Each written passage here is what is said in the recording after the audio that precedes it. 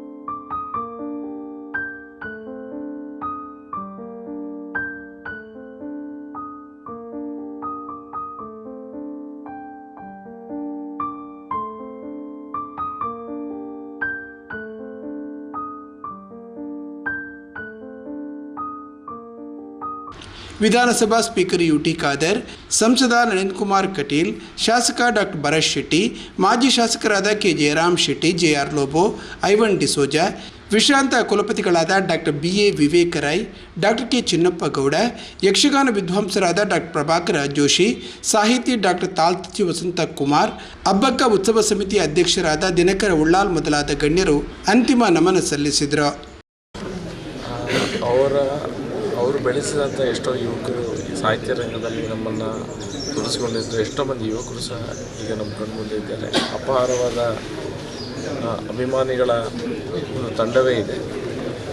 ದೇವರು ಅವರ ಅಭಿಮಾನಿಗಳಿಗೆ ಮತ್ತು ಅವರ ಕುಟುಂಬದವರಿಗೆ ಈ ಒಂದು ದುಃಖವನ್ನು ಸಹಿಸುವಂಥ ಶಕ್ತಿ ಕೊಡಲಿ ಅಂತ ಭಾಗವತ ಪ್ರಾರ್ಥಿಸ್ತೀನಿ.